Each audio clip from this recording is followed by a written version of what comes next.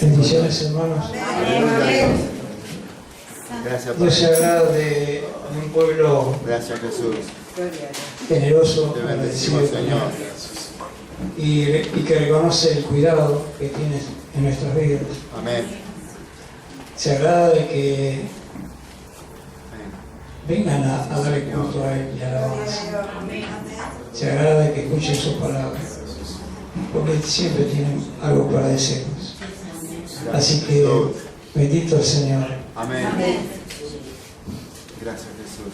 Quería comentarles que los pastores siguen disfrutando de ese descanso, que sus voces están más relajadas, se les nota, y disfrutando en familia, cosa que muchas veces por la carga del ministerio no lo pueden hacer, porque siempre están ocupados, van bien, y disfrutando de esa nieta tan bonita que tiene, Paloma. Hoy me había en Facebook una foto donde decía esperando el ratón Pérez.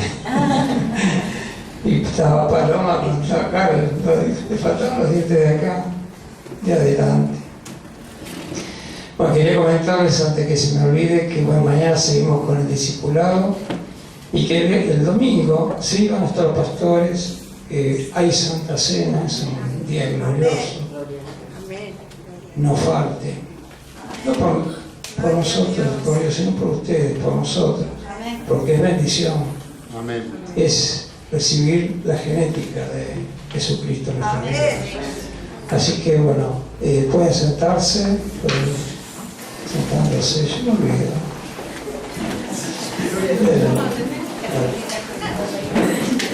Y la otra cosa que dijeron los pastores antes me dice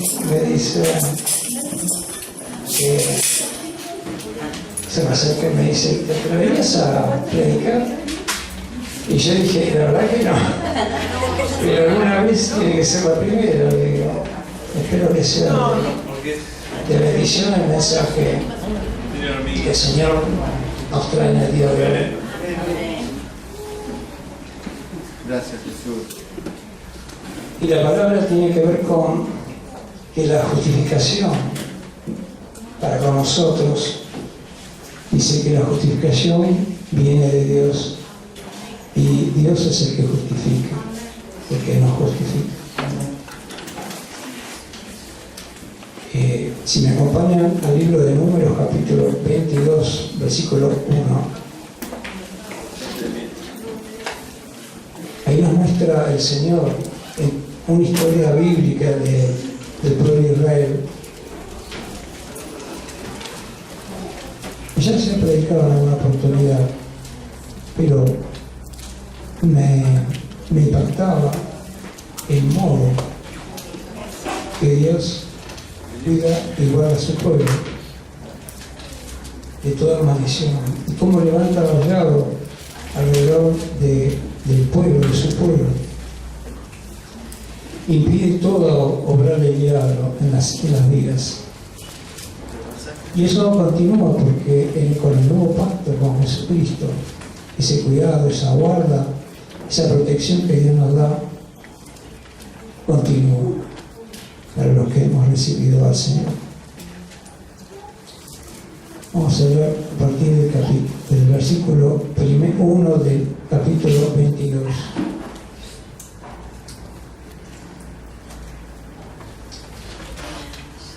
El pueblo de Israel ya había cruzado el desierto y estaba frente a las puertas de Jericó, en el territorio de Moab. Y dice así la palabra. Después partieron los hijos de Israel, acamparon en la llanura de Moab, al otro lado del Jordán, frente a Jericó. Y Balac era el rey de Moab, vio todo lo que Israel había hecho a los amorreos. Entonces Moab tuvo mucho temor a causa del pueblo, porque eran muchos, y Moab tuvo miedo ante los hijos de Dios. Cuando vemos y no lo busquen, quédense en esta palabra, en Éxodo capítulo 12, versículos 37 y 38, dice, cuando se va el pueblo de Israel de Egipto, dice que subió el 37, y partieron los hijos de Israel en Ramsés hacia Sucot, unos 600.000 hombres de a pie, sin contar niños y obviamente las mujeres no se las contaban. Y subió también con ellos una multitud mixta, juntamente con ovejas vacadas y una gran cantidad de ganado. Los estudiosos, los que le encargan hacer números y hacer cálculos, han calculado que el pueblo de Israel, ese pueblo que vio Balac en las llanuras de Moab, era más de 2 millones de personas, entre 2 y 3 millones de personas. Así que imaginemos lo que es para un rey, eran pequeños los reyes, ver una cantidad de tiendas y más de 2 millones de personas ahí. Y la Biblia, el israelita, lo consideran hombre que era hombre para la guerra, o sea que era 600.000 por lo menos, era una cifra impresionante. Entonces, Balac manda a llamar a Balaam, porque sabía que era imposible ganarle a Israel una guerra. Dice el versículo 5, y envió mensajeros a Balaam, hijo de Beor, en Petor, que está cerca del río, en la tierra de los hijos de su pueblo, para llamarle, diciendo, mira, un pueblo salió de Egipto y aquí cubren la faz de la tierra y habitan frente a mí. Ven ahora y te ruego, ven ahora te ruego y maldíceme a este pueblo, porque es demasiado poderoso para mí. Quizás pueda derrotarlos y echarlos de la tierra, porque yo sé a quien tú bendices es bendecido, y a quien tú maldices es maldecido. Este profeta era un profeta de Dios, Balaam, un profeta que tenía el don de profecía, pero que se había vendido por dinero. De hecho, en la palabra habla de que estaba dispuesto a todo el oro y todo el dinero que se le ocurriese pedirle a Balac. Y también reconocía, es notable cómo reconocía el pagano, el que tenía otros dioses, reconocía el poder que tenía la palabra de Balaam como profeta de Dios, sabiendo de que si bendecía, el que recibía la bendición, al que maldecía era maldecido. Y se presenta a Dios a Balaam. Ahí intervino Dios directamente. En el versículo 12 dice, Dios le dijo a Balaam, no vayas con ellos, no maldecirás al pueblo porque es bendito. Y eso temorizó mucho a Balaam, porque sabía que entendió que ese pueblo era el pueblo de Dios y que no podía maldecirlo. Y hay una palabra en el versículo 18 que Balaam dice a los siervos de Balac, dice, aunque Balac me diera su casa llena de plata y oro, que no era poco, yo no podría traspasar el mandamiento del Señor mi Dios para hacer ni poco ni mucho.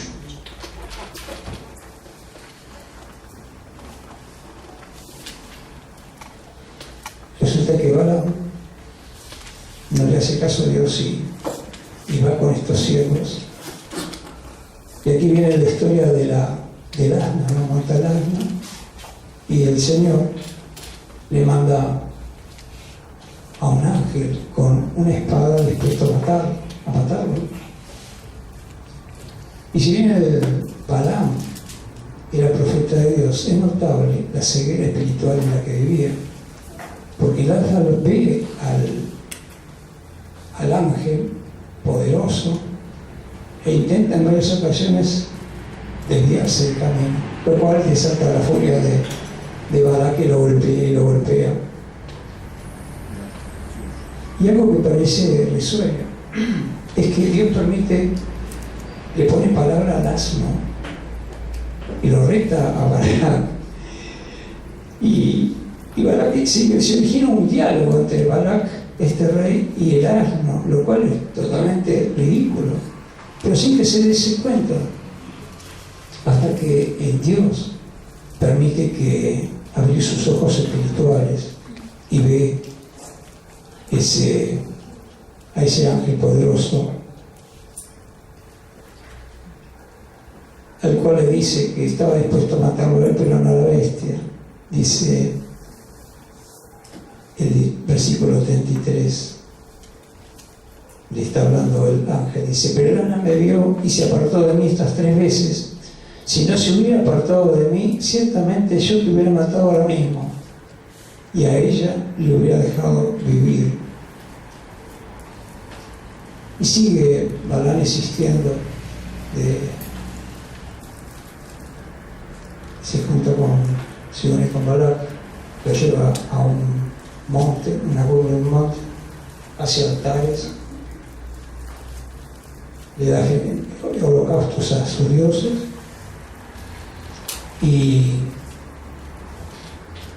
e intenta maldecir al pueblo de Israel. Y acá en el versículo, en el capítulo 23:4, Dios salió al encuentro de Balaam y le dijo: he preparado los 7 altares y he ofrecido un novillo y un carnero sobre cada altar. Y el Señor puso palabra en la boca de Balaam y le dijo: vuelve a Balac y así hablarás. Y Balaam le hizo caso a Dios porque le iba a la vida y le empieza a bendecir a Israel. Hay todo gran parte del capítulo habla de toda la bendición que le da al pueblo de Israel. Balac se enoja y lo lleva a otra cumbre y hace exactamente lo mismo: 7 altares, 7 holocaustos. Y dice, y lo vuelve a bendecir al pueblo de Israel.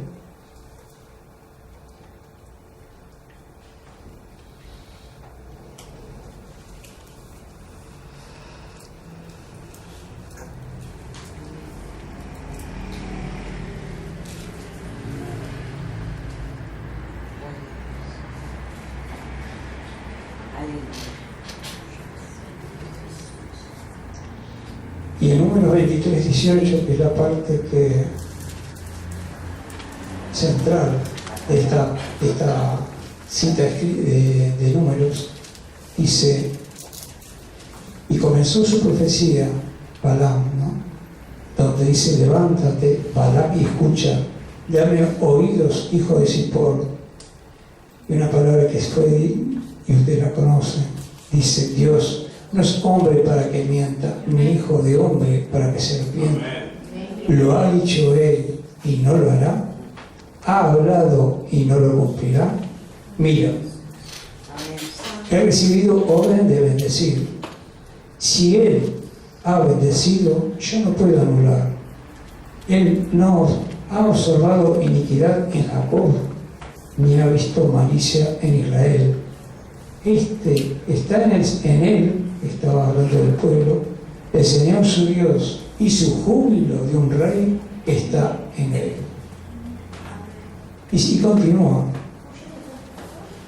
y acá vemos un Dios, que es lo que quería resaltar, un Dios que no solo lo sacó de Israel, le dio alimento, le dio bebida, los crió, sino que los cuida de toda maldición, los cuida como un rebaño. Es su cobertura. De la misma manera, ahí dirá, esto fue en el Antiguo Testamento, vemos en el Nuevo Testamento, y después lo vamos a leer, cuando Jesucristo se asimila a la puerta del redil de las ovejas. Dice, yo soy la puerta. Y habla de que el salteador, el ladrón, entra saltando, ¿no? Salteando, es un salteador, un delincuente, para robar, matar y destruir. Esa misma cobertura, ese mismo cuidado tiene Dios con nosotros. Aunque a veces, como dice el pastor, a veces no nos damos cuenta de qué peligro nos salva. Pero sí vemos la mano de Dios, no solo en los testimonios de quienes pasan a dar testimonios, sino muchas veces en pequeños testimonios diarios, en pequeñas cosas que a veces el mundo dice por suerte, ¿no? Nosotros decimos gracias a Dios porque vemos la mano de Dios, cómo va torciendo, cómo va enderezando las sendas. Yo cuando a la mañana me levanto digo, Señor, endereza mis sendas, porque es sabio enderezar las sendas y andar en el camino de Dios, porque nos lleva primero a dar menos círculos, menos vueltas, por así decirlo, y menos equívocos, porque nos dejamos guiar por el Espíritu Santo. Vamos a pasar ahora al libro de Zacarías, capítulo 3.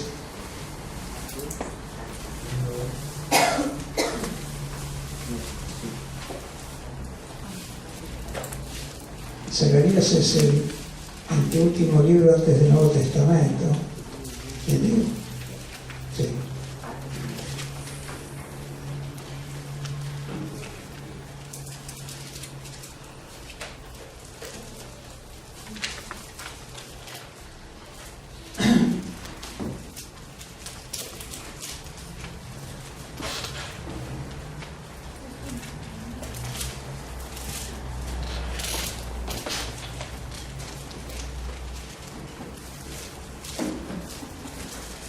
Antes de comenzar a leer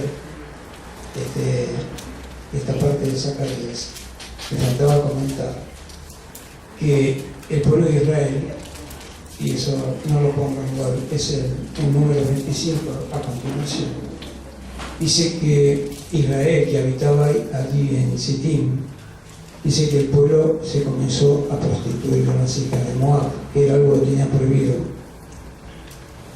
Y estas invitaron al pueblo a los sacrificios que hacían a sus dioses, y el pueblo comió y se postraba ante los dioses. Y dice que en el versículo 3 que se encendió la ira del Señor contra Israel. Esto nos habla de que mientras nosotros estemos en santidad, estemos con las vestiduras blancas, tenemos esa cobertura y esa guarda y ese cuidado de Dios. Pero es el mismo Dios que nos guarda, permite, nos saca la cobertura cuando estamos en pecado, porque Él no soporta el pecado, o sea, ama al pecador pero odia el pecado. No puede avalarnos cuando estamos en pecado. A veces el cristiano, y a veces lo vemos mucho en la red cristiana con los pedidos de oración, personas que, y es bastante, se oyen, cristianos que piden oración, piden cobertura, que le reclaman a Dios de todo, pero ante una palabra simple, de congregarse, orar, leer la Biblia, uno se da cuenta que no hacen absolutamente nada.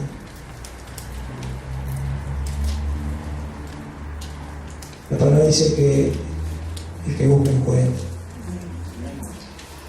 Y eso es algo que un equívoco del cristiano. Cree que nosotros podemos reclamarle a Dios, cuando en realidad no tenemos nada que reclamarle. Porque Dios es Dios y es todopoderoso. Y dice que Él justifica a quien quiere justificar. Dice que nosotros nos justifica, fuimos llamados y justificados. Y porque fuimos justificados somos vistos como justos ante Dios. No porque seamos justos, sino porque Él nos considera justos. Y Él nos considera justos porque es Dios. En el mundo diríamos que porque se le dio la gana. O sea, tiene toda la omnipotencia y Él es el que impone la ley. O sea, si Él decide bendecir, bendice. Si Él decide justificar, justifica. Y somos llamados justos. Acá en lo que vamos a ver ahora, es Zacarías, es la imagen de una visión que tiene Zacarías, donde ve al Josué,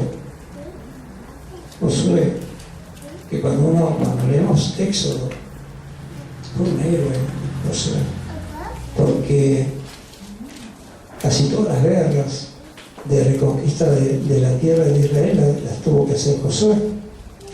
Era un hombre de guerra y era un hombre mayor, tendría como 70, 80 años.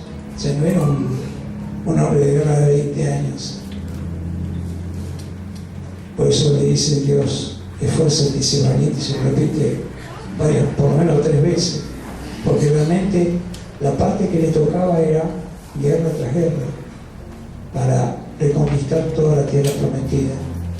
Y más aún, Dios le dice que no le iba a dar toda la tierra junta de golpe, porque tenía que ser habitada. O sea, ellos iban a ganar batallas a medida que el pueblo pudiera poblarla, porque el territorio era muy extenso. Y en el orden natural pasa como en el orden espiritual: lo que no ocupa uno, lo ocupa otro. Por eso Jesús hablaba del endemoniado que es liberado, y el demonio que vaga por los desiertos y vuelve y ve la casa, es su interior limpio y vacío. No puede haber territorio vacío. En el mundo, en nuestro entorno, vemos que una casa queda vacía y es ocupado, un terreno queda vacío y alguien lo ocupa. Y acá pasaba lo mismo con el pueblo de Israel. Josué, que fue un héroe de la fe, no solo porque fue el espía que dio buenas noticias a Moisés,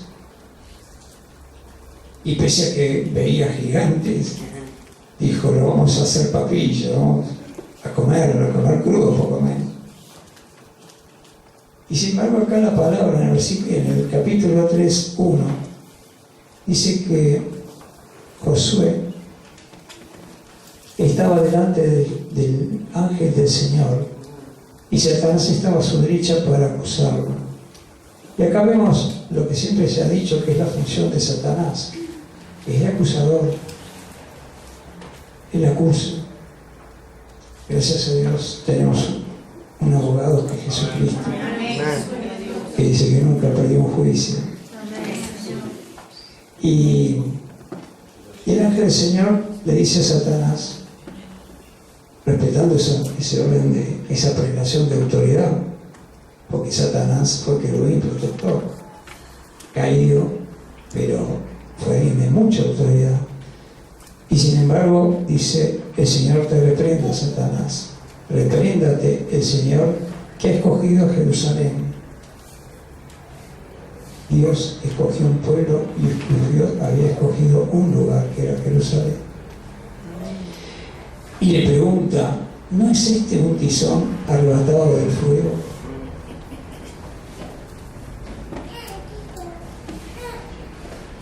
Y habla de Josué. En esta pregunta lo que está diciendo es que Josué fue arrebatado del infierno, porque a continuación dice que Josué estaba vestido de ropas sucias, en pie delante del ángel.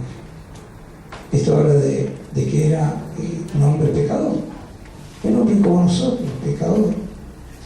En esa época, con el antiguo pacto, aquel que no cumplía la ley era condenado al infierno, a muerte. Por eso que vino Jesús a cambiar con un nuevo pacto. Por eso se llama Nuevo Testamento, su nuevo pacto. Es un pacto distinto al que hizo con los israelitas. Y el ángel, el versículo 4, el ángel de Dios empieza a dar órdenes y dice, y este habló y dijo a los que estaban delante de él, quitadle las ropas sucias. Y a él le dijo, mira, he quitado de ti tu iniquidad y te vestiré de ropas de gala. Fíjense cómo el Señor acá está mostrando que en su poder y en su justicia, a los ojos de Dios, le cambió vestiduras sucias por el pecado, por vestiduras de santidad. Esa misma vestidura que nos va a dar a nosotros con ese cuerpo transformado que tendremos, si es deseo de Dios en el arrebato, y si no será luego. Pero dice que a Dios no lo dice directamente, pero dice que le plació quitarse tu iniquidad. Se reconocía que era inicuo y reconocía que Satanás tenía razón en acusarlo, pero él decidió no solo salvarlo del fuego, sino darles vestidos de gala. Y continúa diciendo, bueno, le pongan turbante, y dice así, le está hablando a Josué y nos está hablando a nosotros. Y tiene que ver con que la cobertura, el cuidado del Señor en nuestra vida, tiene que ver con lo que decía antes. Dice, así dice el Señor de los ejércitos, si andas en mis caminos y si guardas mis ordenanzas, también tú gobernarás mi casa. Además tendrás a tu cargo mis atrios y te daré libre acceso entre estos que están aquí. Dios, esto es un condicional. Dios es nuestro Dios, Dios le place. Dios es un Dios de gracia y misericordia y nos pide, nos exige santidad, sin la cual no solo no lo veremos a Él, sino sin la cual no nos puede bendecir. El pecado es una pared que impide la bendición. Por eso, cuando nos pasa algo que es desagradable en cualquier orden de la vida, sea enfermedad, sea problemas económicos, afectivos, nos tenemos que afrontar varias cosas. Primero es, ¿para qué? ¿Qué es lo que tengo que aprender de esto? Y segundo, realmente hacer un examen de conciencia si estamos en orden con Dios. O si Dios lo permite, para foguearnos en alguna área de nuestra vida. La paciencia, la perseverancia, la fe. No siempre es castigo, pero para llegar a entender, primero tenemos que serenarnos, calmar nuestro ruido interior, que cuando tenemos un problema parece un diálogo, un monólogo, ¿no? Uno se habla y no se contesta. Pero hacernos esa pregunta, ¿para qué? ¿Qué es lo que tengo que aprender de esta situación? Y también entender si yo estoy en orden con Dios. Y estoy en orden, me doy cuenta si yo realmente observo los mandatos, la doctrina, lo que Dios me pide día a día. La Biblia es todo un manual, dice que es el manual del fabricante.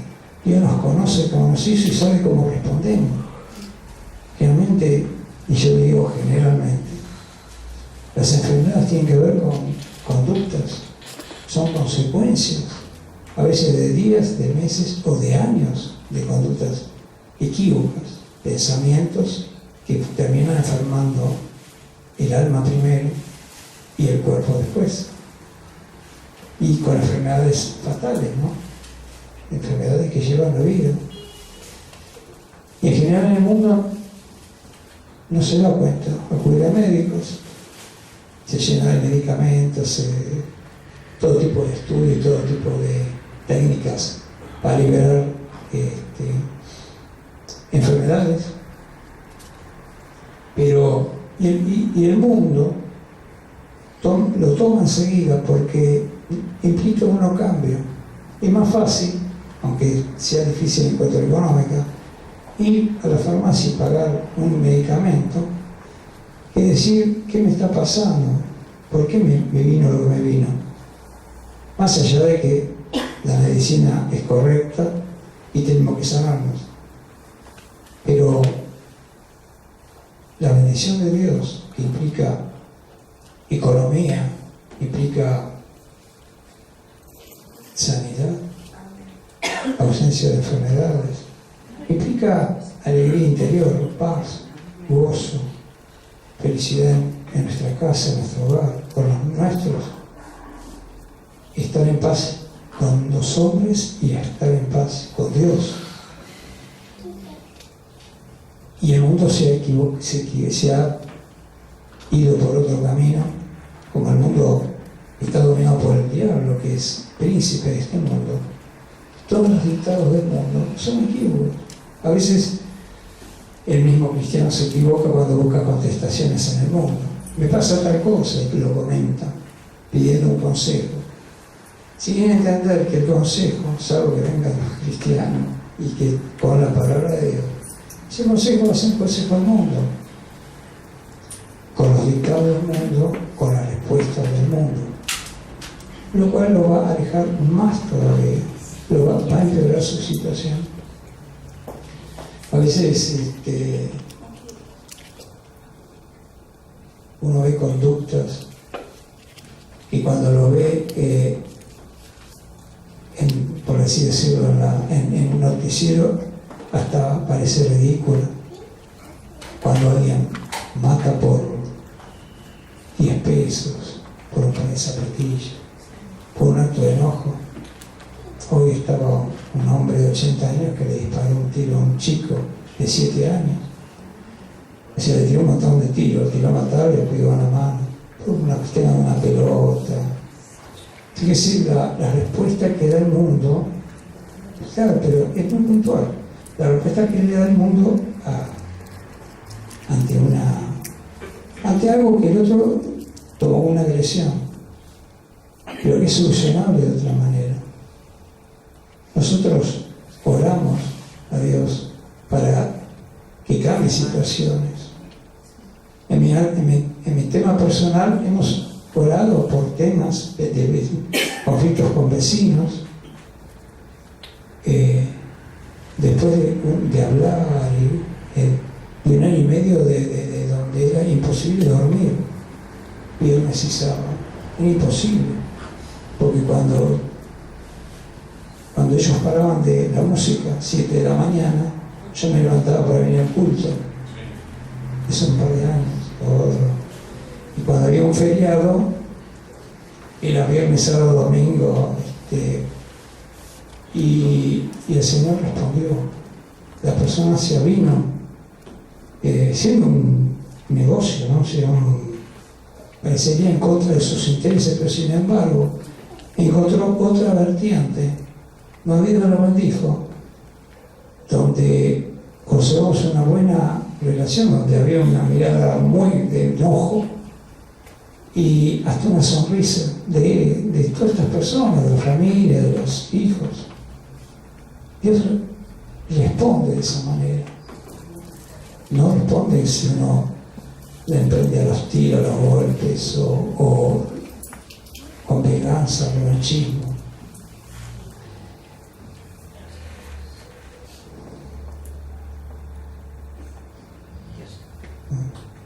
El versículo 8 y 9 del capítulo 3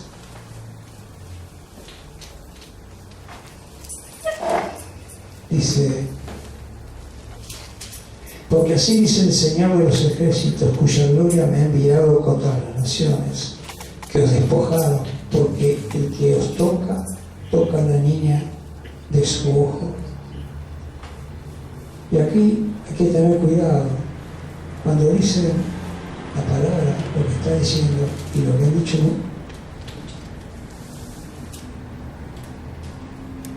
los perdón, digo, es el otro, pero está bien. Igualmente sirve porque está tocando al pueblo de Israel. Cuando dicen que hay que bendecirlo a Israel y no maldecirlo, el mundo lo maldice. Cuando uno habla en la calle, sea argentino o de cualquier nacionalidad, y habla del pueblo judío, lo que sale es una maldición. Y sin embargo, acá sigue hablando Dios, que el pueblo judío es su pueblo, el pueblo de Jehová. Dice, porque el que os toca, toca la niña de sus ojos. Vamos a leer el 3:8, que era el que iba a leer, y el 9. Entonces él advierte, escucha ahora, Josué, sumo sacerdote, tú y tus compañeros que se sientan ante ti, que son hombres de presagio, pues he aquí yo voy a traer a mi siervo el renuevo. Acá está en profecía hablando de Jesucristo. Isaías los cita igual como el renuevo. Porque he aquí la piedra, y el 9 es importante, porque dice, porque he aquí la piedra que he puesto delante de Josué, sobre esta única piedra hay 7 ojos. Y aquí yo grabaré una inscripción en ella, declara el Señor de los ejércitos, y quitaré la iniquidad de esta tierra en un solo día. Acá Zacarías, cuando habla de la piedra, está hablando simbólicamente de Jesús. Y cuando habla de los 7 ojos, está hablando de los 7 espíritus que ven todo, lo visible y lo no visible. Y la afirmación es, quitaré la iniquidad de esta tierra en un solo día.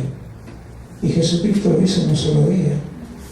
Cuando fue crucificado y Él entregó su vida, porque Él la entregó, dice, no me la quitan, yo la entrego.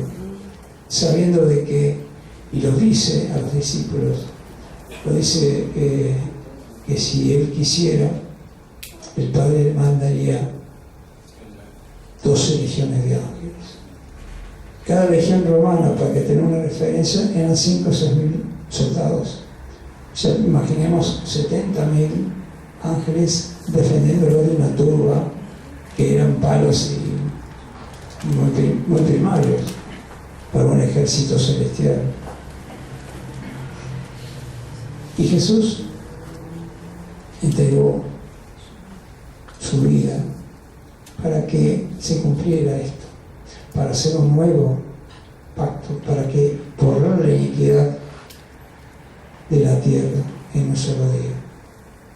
Y todos los que acogen al Señor, se entregan al Señor y lo reciben como Señor y Salvador, y tienen a Jesús en su corazón, tienen la certeza, tienen y las arras, además las arras, el anticipo de la herencia que es el Espíritu Santo. Ellos, nosotros, tenemos la cobertura de Dios y el cuidado de Dios en nuestra vida. Vamos a pasar a Romanos.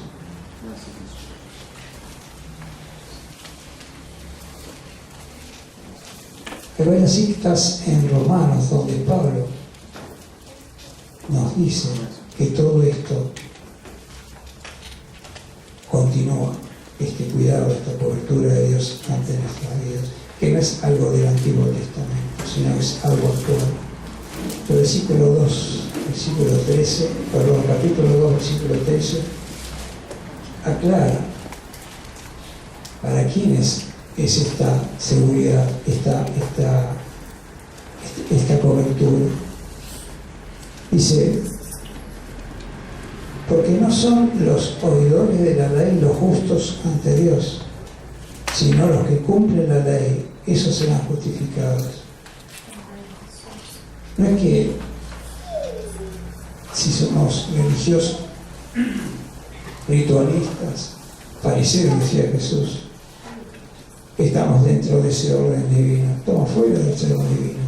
porque dice que además de ser oidor, que es lo que estamos haciendo ahora, tenemos que poner por obra la palabra de Dios. Esos serán justificados. Esos serán justificados, dice en esta carta de los Romanos. Y en el capítulo 3, versículo 24, que es casi a continuación. El 23, vamos a arrancar. Por cuanto todos pecaron y no alcanzan la gloria de Dios, siendo justificados gratuitamente por su gracia, por medio de la redención que es en Cristo Jesús. Acá nos dice Dios que la redención, que fuimos redimidos por medio de su sacrificio. Y cuando hablamos de redención, una palabra o redimidos, una palabra muy usada en las prédicas, estamos hablando de que fuimos comprados, que fuimos salvados, porque en la antigüedad era redimido el que estaba perdido, la viuda, el huérfano, y que era redimido por el pariente más cercano, porque estaba condenado a una muerte segura por hambre.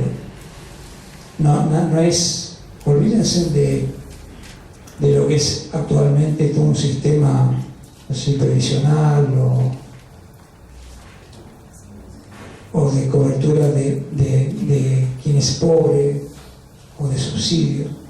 En ese entonces el que estaba solo, no tenía tierra, era condenado a la muerte y se redimía. Es una palabra que el judío lo tenía muy en claro. Y nosotros estamos condenados a la muerte, al infierno. No había salida. Y gracias a este sacrificio de Jesús fuimos redimidos. A veces no tomamos muy en cuenta, o no lo tomamos muy, no sé si la palabra es grande, muy importante esta redención. O nos olvidamos de cuando recibimos al Señor como Señor y Salvador. Pero la palabra dice que es una salvación muy grande, le dice Pablo, una salvación muy grande. Y la tenemos que cuidar con temor y temblor. Porque es un regalo, porque es de gracia, porque es Dios en nuestras vidas que nos dice que quiere un pueblo para su Hijo. Él quiere un pueblo para su Hijo y Jesús quería hermanos. O sea, nos ama de tal modo que no solo nos salva, sino que nos da su herencia para compartirla. Porque podría habernos salvado y nos pone en algún rincón en este macrouniverso o en alguna de las dimensiones del Señor, de Dios. Sin embargo, quiere darnos la herencia, quiere compartir la herencia, quiere que seamos gobierno, quiere que seamos reyes y que seamos sacerdotes del Altísimo.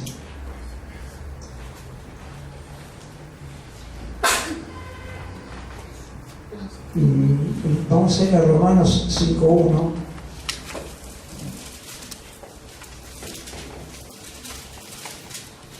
Voy sorteando así versículos para no ser tedioso y leer cantidad de versículos, pero para leer nada más que los versículos específicos.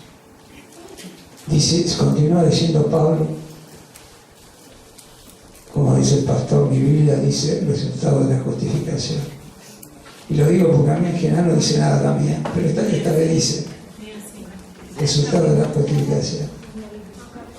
Y dice así, el versículo 1, por tanto, habiendo sido justificados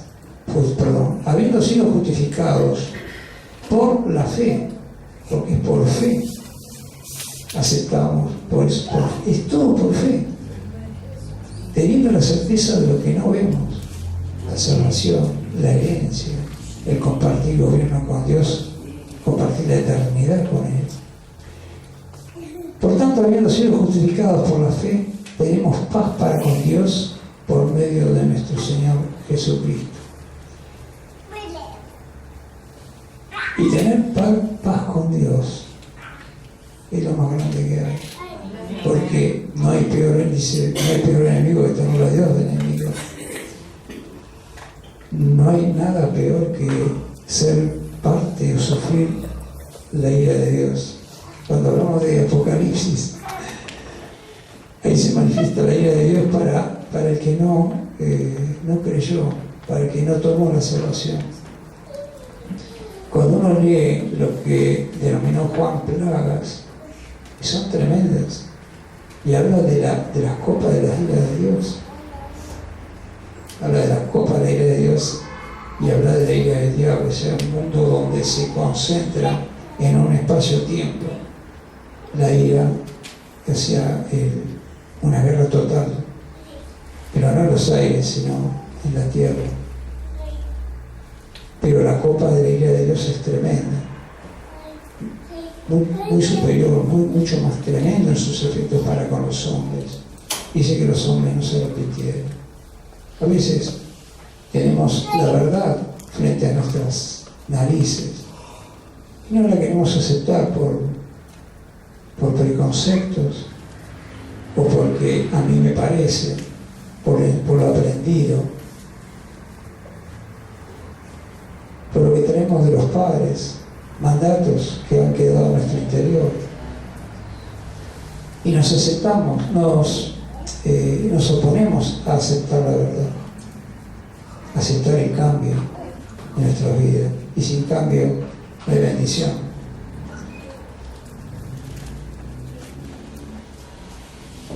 Y vamos al 5:9 del mismo capítulo, dice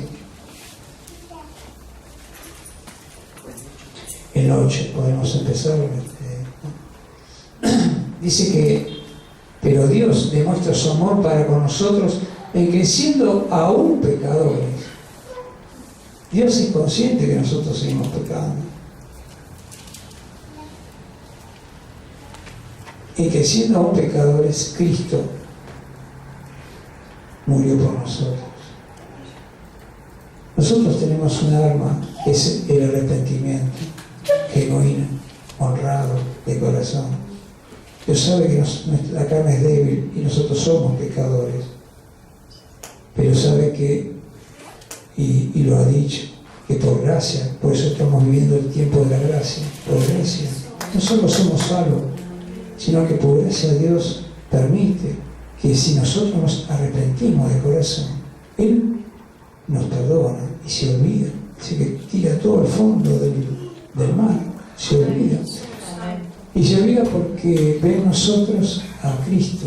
Así que cuando nos ve a nosotros, en realidad no nos mira a nosotros, porque nosotros dice que vamos al Padre en Cristo, estamos dentro de Cristo, ocultos dentro, en Cristo.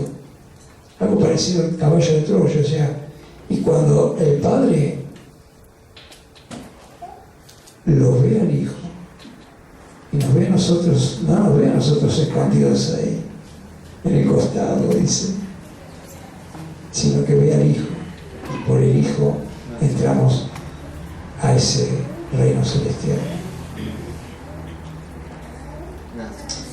El versículo 9 dice, entonces mucho más, bueno, vuelvo a repetir el 8, pero Dios demuestra su amor para con nosotros en que siendo aún pecadores, Cristo murió por nosotros.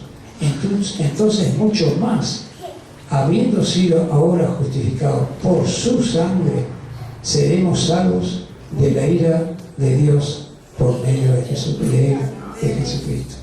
Esto está hablando de lo que decía antes, que lo único que nos salva, a veces el mundo y a veces muchos cristianos tienen miedo al diablo. En realidad tenemos que tener temor de Dios, porque la ira de Dios es poderosa. De hecho, lo va a barrer al diablo, a sus ángeles y a todos los que son adversarios de Dios.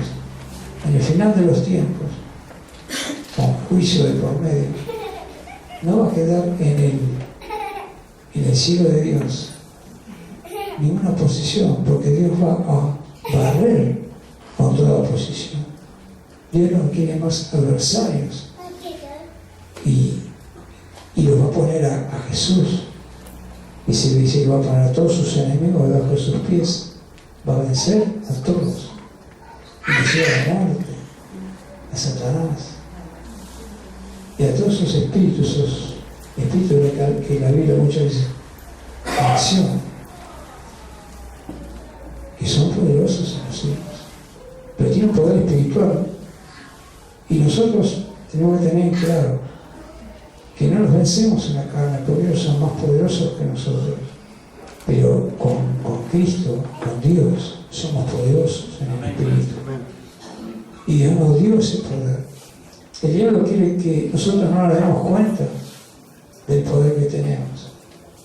Que esté oculto, nos quiere no solo maldecir, sino deprimirnos, perder la paz,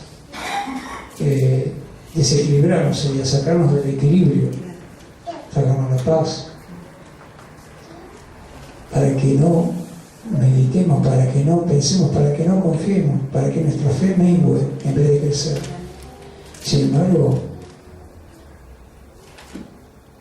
Dios nos dio todo el poder para vencer esa artimaña del diablo. Y eso tenemos que tener claro. Así que quería ir a Juan, capítulo 10, y ya terminar la palabra. Capítulo 10, versículo 1. Acá Jesús, hay un paralelismo entre esta palabra y lo de Números. En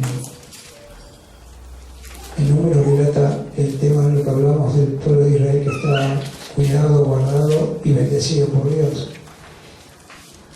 Y habla de un rey. Acá, el versículo 1 dice así, en verdad, y está hablando Jesús en primera persona, en verdad os digo, el que no entra por la puerta en el redil de las ovejas, nosotros, sino que sube por otra parte, ese es ladrón y salteador.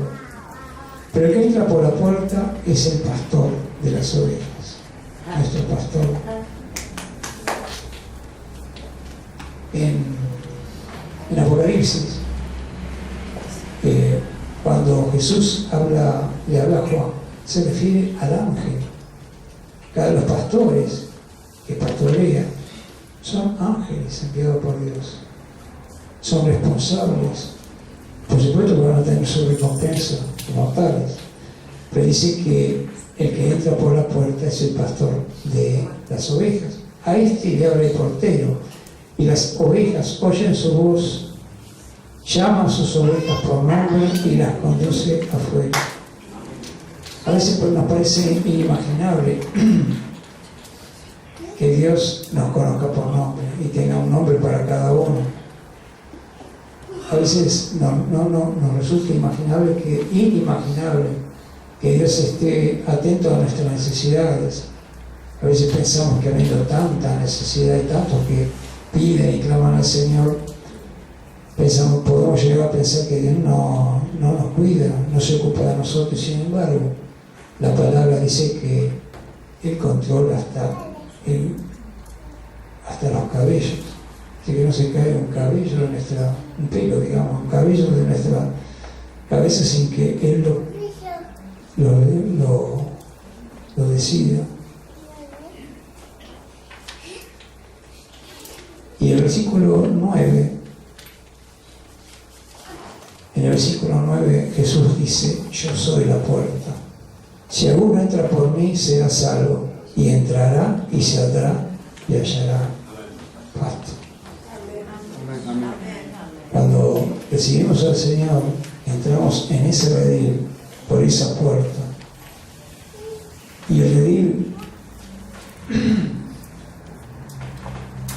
impide que no solo que las ovejas se vayan, sino que entren los depredadores. En el caso de las ovejas, lobos, cualquier fiera carnívora. Acá lo que está diciendo es que entramos a ese redil y hay un cuidador, Cristo a la puerta, y el pastor.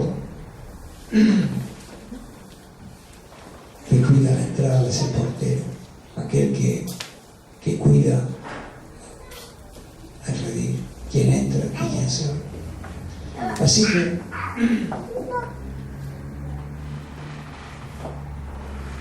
vuelvo a repetir que Dios nos cuide y nos guarde de toda maldición y levanta vallado de protección y bendición a nuestro alrededor e impide lograr el diablo en nuestra vida, siempre que estemos en santidad, es decir, siempre que estemos en la órbita del Señor, de la cobertura de Dios, es decir, libre de pecado. Y si hemos pecado, dice la palabra que tenemos como abogado a Jesucristo para justificarnos ante el Padre, si vamos a Él con un corazón arrepentido. Así que, hermanos, mi deseo es que esta palabra llegue a los corazones, que haya cambios, que no se vayan a sus casas, a sus hogares, tal cual vinieron, sino que la palabra cale en sus corazones y que haya un cambio, porque el fin de la palabra, de toda la palabra, es que haya un cambio. Sin cambio, somos simples oidores y no hacedores de la palabra. Y si somos oidores nada más, no pretendamos que Dios nos cubre, nos cuide, nos guarde de todo mal. En el nombre de Jesús.